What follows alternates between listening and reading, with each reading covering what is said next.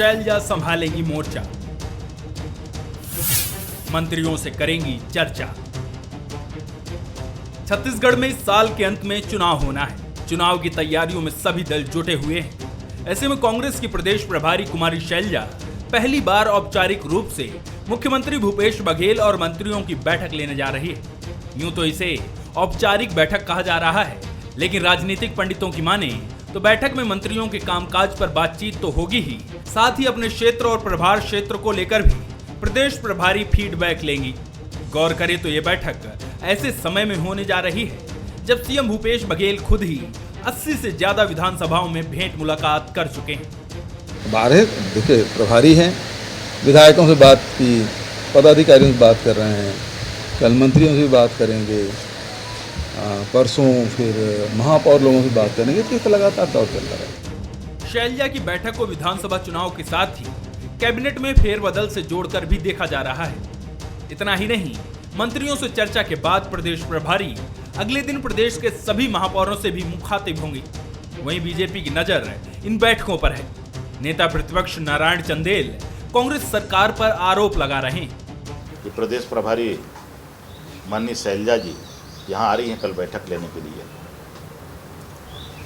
ये भ्रष्टाचार की जो लपटें उठी, 2000 करोड़ का जो घोटाला सामने आया है, वो चुनाव की समीक्षा तो शायद बाद में करेंगे, पहले इसकी जानकारी लेंगे। जाहिर है कि आलाकमान चुनावी साल में कोई रिस्क नहीं लेना चाहता।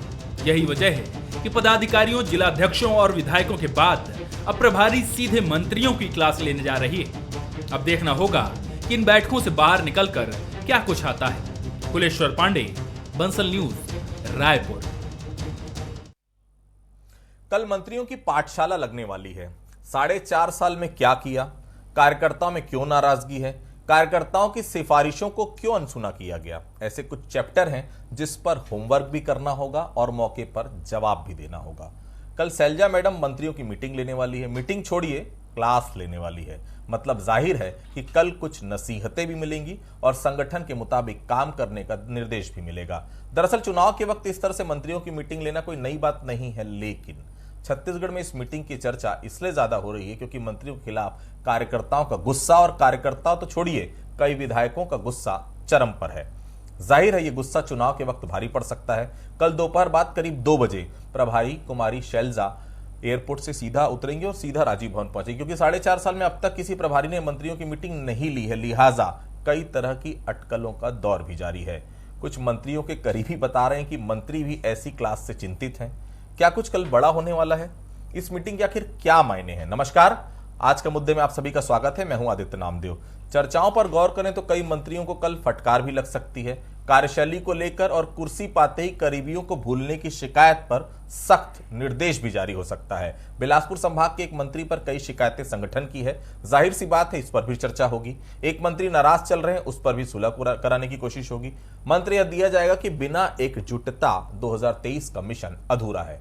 तो कल क्या होगा इस मीटिंग में, क्या हासिल होगा, इस पर हम विस्तार से करेंगे चर्चा। हमारे साथ चर्चा करने के लिए 3 बेहद खास मेहमान मौजूद हैं। हमारे साथ कांग्रेस से सुरेंद्र वर्मा जी मौजूद हैं, बहुत स्वागत करता हूं उनका। हमारे साथ भारतीय जनता पार्टी से ब्रजेश पांडे जी मौजूद हैं, बहुत स्वागत करता हूं उनका। हमारे साथ वरिष्ठ पत्रकार के तौर पर उचित शर्मा जी मौजूद हैं, बहुत स्वागत करता हूं उनका। सबसे पहले चूंकि कांग्रेस का विषय, सुरेंद्र वर्मा जी के पास चलते हैं। सुरेंद्र वर्मा जी, 4.5 साल बाद मंत्रियों की मीटिंग लेने का आखिर मकसद क्या है? अब तो चुनाव का समय है, चला चली की बेला है, बहुत कम समय बचा है, आचार संहिता लगने वाली। अब क्या कर पाएंगे मंत्री अगर कुछ नसीहतें मिल भी गई तो? सुरेंद्र जी। आदित्य जी, ये संगठन की सामान्य गतिविधि है, नियमित प्रक्रिया है। कांग्रेस के भीतर जो है आंतरिक लोकतंत्र है, सत्ता और संगठन दोनों के बीच में प्रभारी हैं, उनका अधिकार है और वो समय समय पर लेते भी रही हैं। आपको याद होगा कि वर्तमान में जो बूथ और सेक्टर की जो मीटिंग हो रही है, जो बूथ का गठन, कमेटी का गठन किया जा रहा है, 90% बूथों में गठित हो चुकी है। उसका जोन, सेक्टर, ब्लॉक, जिला और प्रदेश स्तरीय मीटिंग भी की जा रही है। उसी के तहत जो निर्वाचित प्रतिनिधि हैं, विधायक हैं, महापौर हैं, पार्षद हैं, उनसे भी 1-to-1 चर्चा भी होगी और उनसे भी फीडबैक लिया जाएगा। आपको याद होगा 2018 के चुनाव के पहले भी पूरे 90 विधानसभा में संकल्प शिविर लगाया गया था। कार्यकर्ताओं से नेताओं के सतत संपर्क भी रहे और 1-to-1 चर्चा भी हुई। तो ये कांग्रेस का आंतरिक लोकतंत्र है। समय समय पर इस प्रकार की संगठनात्मक गतिविधियों के माध्यम से जो हमारा शीर्ष नेतृत्व है वो भी फीडबैक लेता है, बात रखने की आज़ादी है, सबसे 1-to-1 चर्चा होती है। आगामी चुनाव को लेकर इस संदर्भ में भी चर्चा होगी, इसमें कोई नई बात नहीं है। सत्ता और संगठन के बीच बेहतर तालमेल से हमने न केवल 2018 के विधानसभा चुनाव बल्कि 5 उपचुनाव हुए, नगरीय निकाय चुनाव, पंचायत चुनाव, उसमें भी ऐतिहासिक सफलता मिली है। तो ये प्रक्रिया जो है ये सतत प्रक्रिया है, संगठन के भीतर होनी भी चाहिए। ब्रिजेश जी, क्या लग रहा है कल क्या होने वाला है? कल मैडम अगर क्लास ले रही तो कुछ असर होगा आप लोगों को लगता है? बीजेपी की नजर से इस मीटिंग के आखिर क्या मायने हैं, क्या लगता है भारतीय जनता पार्टी को? ब्रिजेश जी देखिए, पहले तो मैं प्रतिक्रिया व्यक्त ये करूंगा कि वो उनका इंटरनल है।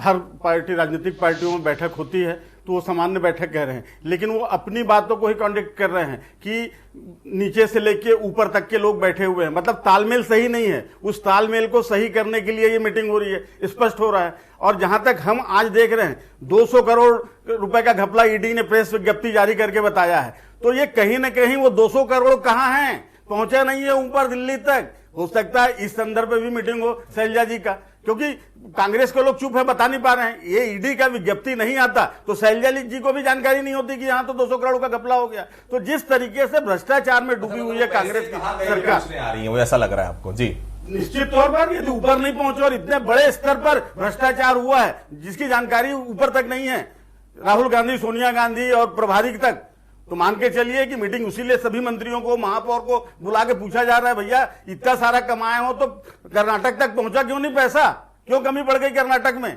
यही मुद्दा है कल के मीटिंग का इनका। उचित जी, आप भी इस टॉपिक की अब समीक्षा कर ही दीजिए। सुरेंद्र जी ने भी कर दी है, ब्रिजेश पांडे जी भी ने कर दी। इस मीटिंग को हम किस तरह से देखें, किस नजरिए से देखें उचित जी? देखिए, 2013 के बाद में अपने सबसे ये जो 13 जब पूरी की कांग्रेस की फ्रंट जब खत्म हो गई थी उस नक्सल हमले के द्वारा, उसके बाद अभी मैं जो देख रहा हूँ कि सब इनका जो मॉरल है वो सबसे ज़्यादा अभी कम मेरे को दिख रहा है, वो डाउन बहुत दिख रहा है। तो भूपेश सरकार का जो मॉरल डाउन है, ये ईडी के द्वारा, करप्शन के द्वारा 2000 करोड़ के जो आरोप लगे हैं, और कैसे तरीके से इस मॉरल बूस्टअप के लिए मैं इस दौरे को देखता हूँ। ये पहली बार उनकी औपचारिक बैठक हो रही है, एक कसावट के रूप में इसको देखता हूँ। एक संगठनात्मक कसावट की जो बात वो करती है हमेशा, एक बहुत महीन और मंझी हुई खिलाड़ी है शैलजा जी।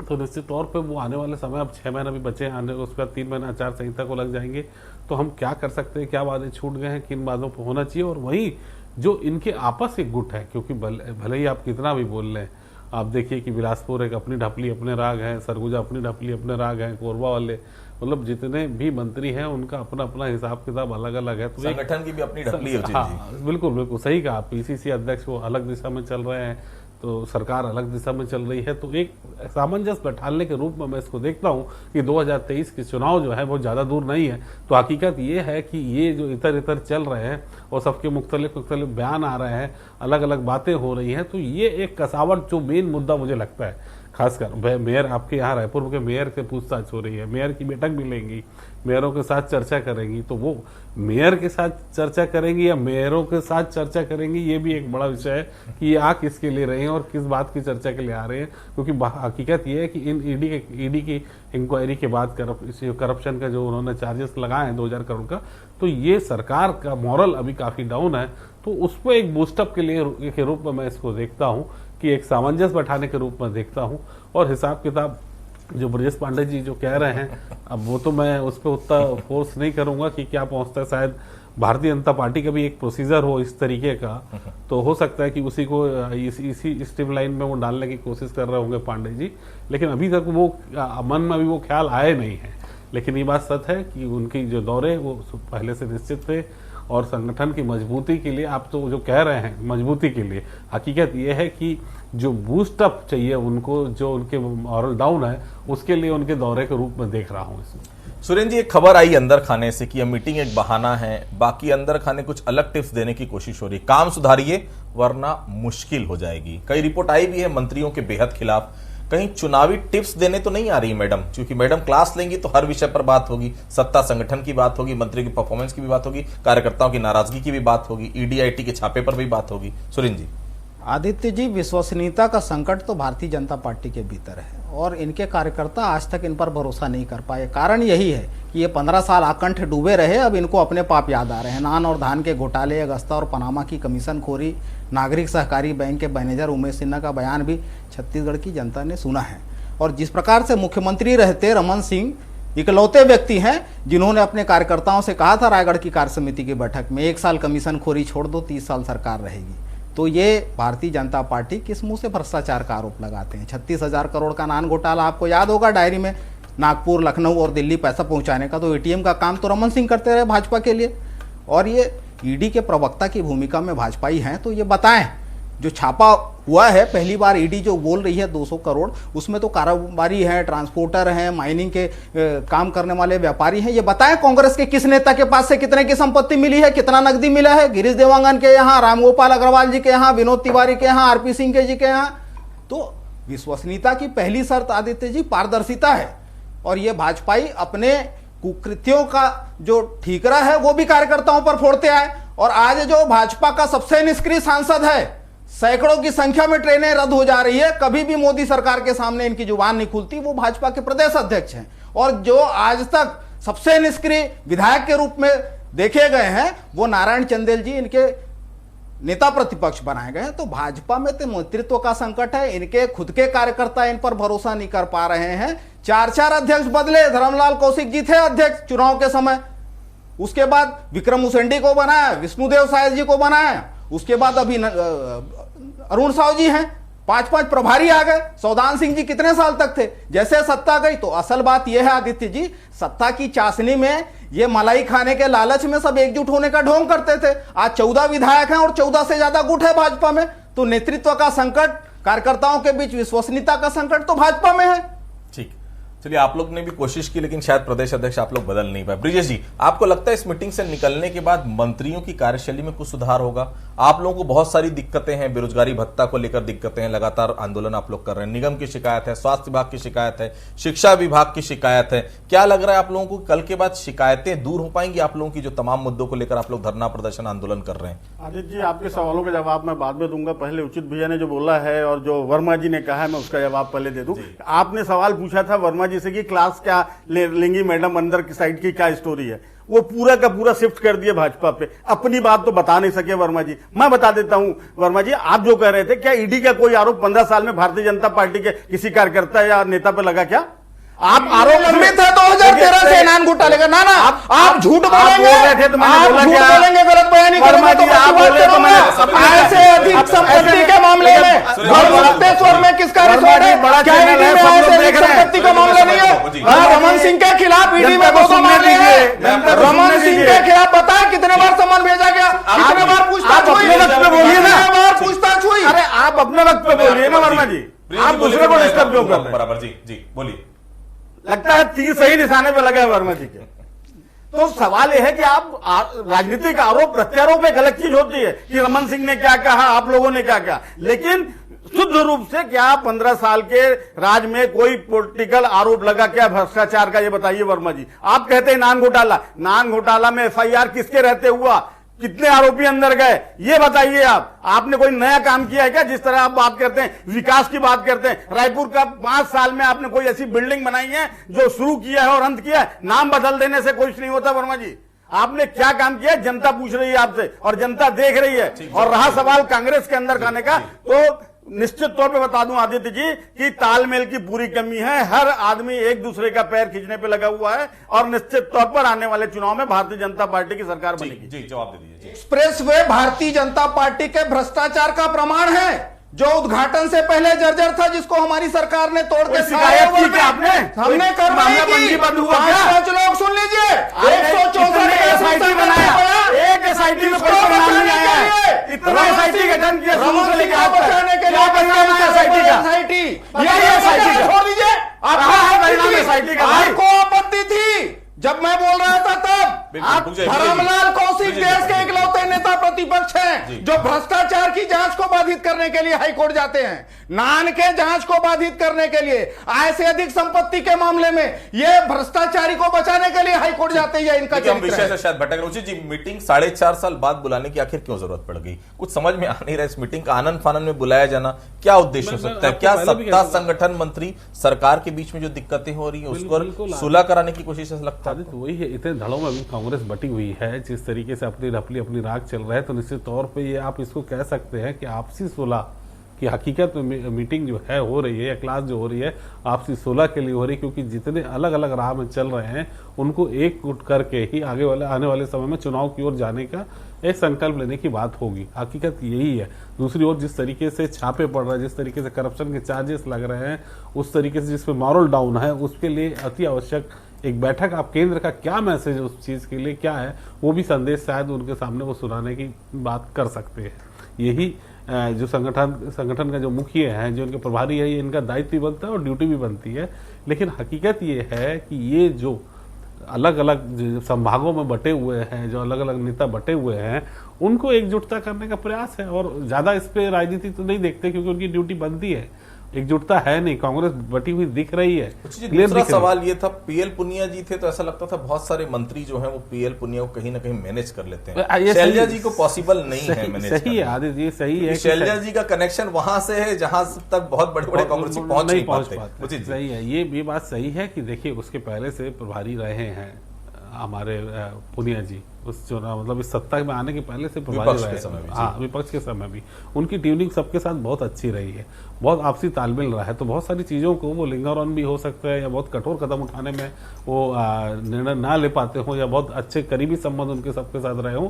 तो ये अलग अलग, इसीलिए शायद मैं सोचता हूँ कि जो सत्ता में अलग अलग प्रभार दिए जाते हैं 1 साल या 2 साल बाद जो ट्रांसफर किए जाते हैं, उसका यही प्रमाण है कि आप एक जगह ना बैठे।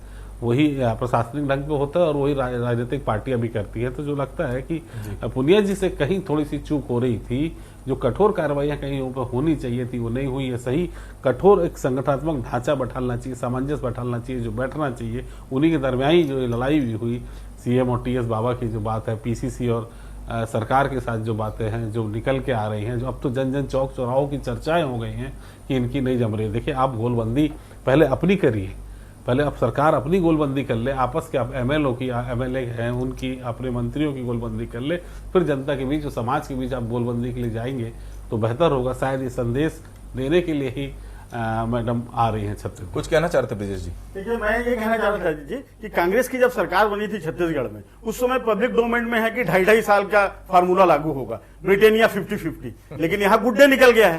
तो जो 50-50 वाले रह गए हैं उस क्षेत्र में तो निश्चित तौर पर कांग्रेस साफ है, निश्चित तौर पर। चलिए, जिस तरह से तालमेल जी 2023 का विधानसभा चुनाव है। सुने जी, आप लोग क्या मानते? सुने जी, जिस तरह से हमने इस मीटिंग को लेकर बात की है, कई कार्यकर्ताओं की शिकायत है, विधायकों की शिकायत है मंत्रियों से, कार्यकर्ताओं की शिकायत है मंत्रियों से। हम लोग देखा है कि शिक्षा मंत्री के खिलाफ किस तरह से विधायकों ने खुद मोर्चा खोल रखा था। कई जगह तो विधायक यह बोलते भी सुने जाते हैं कि उनकी बातें नहीं सुनी जाती तो कार्यकर्ताओं की बात क्या सुनी जाएगी।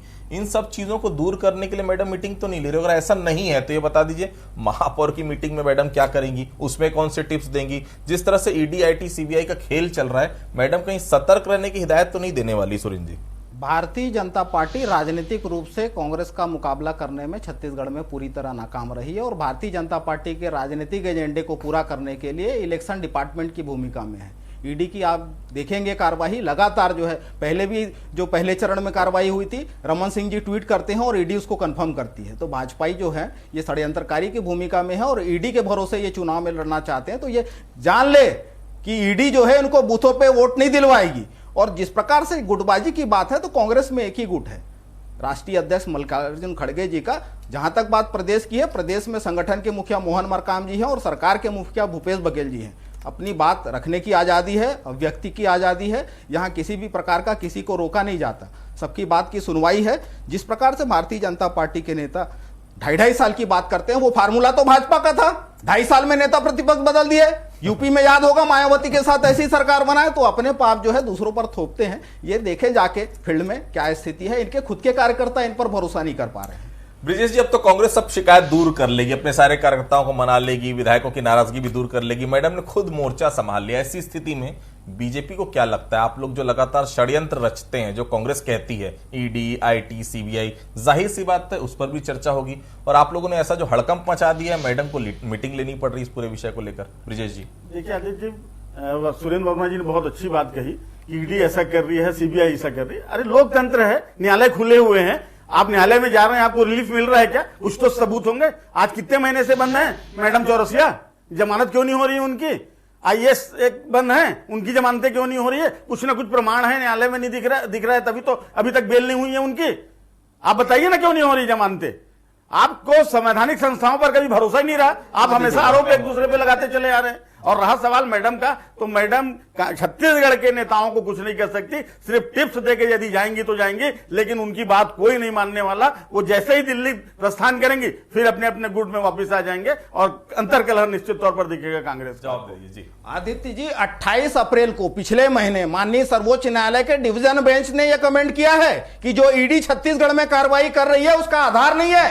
यह बताना भी जरूरी नहीं समझते कि क्या कार्रवाई हो रही है, किस इनपुट के आधार पर कार्रवाई हो रही है, और जो प्रताड़ित किए जा रहे हैं गवाहों को बयान देने मजबूर किया गया है उसके लिए भी कड़ी टिप्पणी की है। एकनाथ शिंदे, सुन लीजिए, एकनाथ शिंदे, हेमंत बिस्वा शर्मा, मुकुल राय, शुभेंदु अधिकारी जैसे दागी, जैसे भ्रष्टाचारी अपराधी भाजपा में जाके उनके खिलाफ मामले एफआईआर दर्ज था ना ईडी में, सीबीआई में, वो सारे दागी, सारे भ्रष्टाचारी ये गंगा नहा लेते हैं तो कौन सी वॉशिंग मशीन है भाजपा? इनके राज में दो ही ऑप्शन दिया जाता है, या तो आप जेल में जाओ या भाजपा में जाओ। तो फर्जी प्रकरण बना के प्रताड़ित करने का जो कुत्सित प्रयास भाजपा के इशारे पे संवैधानिक संस्थानों के माध्यम से हो रहा है, उससे कोई कांग्रेस का कार्यकर्ता डरने वाला नहीं। छत्तीसगढ़ की जनता ये जान चुकी है कि इसके षड्यंत्र के पीछे ये भाजपा ही है। जी, जवाब दे दीजिए ब्रिजेश जी। देखिए, ये हमेशा से गलत आरोप लगाते चले आ रहे हैं कांग्रेस के लोग, इसीलिए आप देखिए पूरे भारत में कैसा सुपड़ा साफ हो गया कांग्रेस का। कर्नाटक में तो लौट रही कांग्रेस, ऐसी खबरें। हिमाचल में क्या हुआ? आप एक मिनट शांत रहिए वर्मा जी। निश्चित तौर पे कर्नाटक का जो परिणाम आएगा, मोदी जी और अमित शाह जी ने जिस तरीके से दौरा किया और अपनी बात को रखे हैं, ये लोग जिस तरीके से हनुमान उसमें बजरंग दल में, ये भी झूठ है, वो लंपट जो है वो बजरंग बली नहीं हो सकते। हनुमान भक्तों ने आरोप लगाया है, वो सारे जनता जान चुकी है। और निश्चित तौर पर देखिएगा, लंपटों की तुलना भगवान से नहीं हो सकती। कांग्रेस की सरकार यहाँ भी बनने वाली है और कर्नाटक में भी बनने वाली है। आदित्य जी, कांग्रेस की सरकार बोला आपने ना, भारतीय जनता पार्टी की सरकार बनने वाली। सर कभी कभार सच्चाई मुंह में आ जाती है जुबान पे। 40% कमीशन वाली सरकार को विदा करने का 200 करोड़ का जवाब दीजिए वर्मा जी। 40% 200 की 2000, ये 2000 बताता है, 200 करोड़ का जवाब दीजिए। लोग जाएंगे अंदर, कितना जब तू ये बता, चुनौती देता है, ये ईडी के प्रवक्ता बनते हैं, लाइन लगी हुई है, ईडी के भरोसे चुनाव लड़ना चाहते हैं, आने के लिए ये इलेक्शन मैनेजमेंट की भूमिका में है डिपार्टमेंट के। कांग्रेस वाले कैसे अंदर जाएंगे? उसी जी, इस मीटिंग को लेकर इलेक्शन का कनेक्शन तो नजर नहीं आ रहा, या फिर केवल ईडी आईटी की रेट जैसे मुद्दे जो आ रहे हैं जिसको लेकर सरकार में खलबली मची हुई है, उन्हीं विषयों को लेकर इस बैठक में बातचीत तो नहीं होगी। उचित जी, होगी तो वही, अव्वल तो वही बात होगी कि स्थिति क्या है, कैसी गंभीर है, किस उनको लोग जा सकते हैं, आने वाले समय की भी आकलन होगा कि आने वाले समय में ईडी कहां तक पहुंच सकती है, वो सब भी आकलन मुझे लगता है किए जाएंगे। और चुनाव भी एक मुद्दा तो रहेगा, एकजुटता एक मुद्दा तो रहेगा, फाइनेंस जो हो रहा है वो एक मुद्दा तो रहेगा, आरोप प्रत्यारोप जो लग रहा है, बड़े जितने तरीके के इन पे करप्शन के चार्जेस लगे वो मुद्दे होंगे, ये तमाम वो मुद्दे होंगे। और आखिरी में अपन आपस की गोलबंदी और आपस में सामंजस्य वो भी मुद्दा रहेगा, और उसके आखिरी में हम चुनाव में जा रहे हैं वो भी एक मुद्दा रहेगा। तो अहम मुद्दा जो आरोप लगे हैं, दूसरा मुद्दा आपस में गोलबंदी, तीसरा मुद्दा व्यवस्था क्या हो रही है, चौथा मुद्दा ये चुनाव है उस पर हम कैसे एक साथ आगे बढ़ सकते हैं, कितने लोग परफॉर्म कर रहे हैं, नहीं कर रहे हैं, कौन से मंत्री परफॉर्म, कई मंत्री हैं जो परफॉर्म नहीं कर पा रहे हैं, कई शिकायतें हैं, तो उनकी भी आकलन होंगे, उनकी भी समीक्षा होगी। तो एक रूटीन मीटिंग फिलहाल इसको आप देख सकते हैं, जो शायद पहली बार हो रही हो, लेकिन ऐसे होना चाहिए, जो पहली बार देखने को मिल रही है, जिसमें सीएम भी और मंत्रिमंडल भी आप एक साथ बैठे हुए देख सकते हैं। सुरेंद्र जी, मेरा एक सवाल था, 2018 के पहले 2013 जब घटना हुई थी 25 मई 2013 की, उसके बाद कांग्रेस का हर कार्यकर्ता ये चाहता था कि कांग्रेस की सरकार है, एकजुटता नजर आती थी। बाबा ने सरगुजा संभाल के रखा, कहीं ना कहीं घोषणा पत्र बनाया, मुख्यमंत्री भूपेश बघेल जब प्रदेश कांग्रेस अध्यक्ष हुआ करते, छोटे छोटे मुद्दों को लेकर जनता के बीच गए, जनता की लड़ाई लड़ी। ये वो सब पैमाने थे जिसको लेकर भारतीय जनता पार्टी जनता से दूर होते गई और कांग्रेस कहीं ना कहीं जनता के बीच आई, जनता के हित के लिए लड़ाई लड़ी और कहीं ना कहीं उस घोषणा पत्र में बहुत बड़ा रोल अदा किया। एक एकता नजर आती थी सुरेंद्र जी, उस एकता की कमी तो है, आप माने या ना माने। जरूरत है वापस 2023 में चुनाव में जाना है तो छोटे मोटे जो मतभेद हैं, मनभेद तो नहीं है, मतभेद मैं कहूंगा, उसको दूर करने की आवश्यकता महसूस की जा रही। सुरेंद्र जी, आदित्य जी, आप भी इस बात के गवाह हैं कि विगत दिनों जो है टीएस सिंहदेव जी ने कहा कि अगला चुनाव भी भूपेश बघेल जी के चेहरे पर लड़ा जाएगा।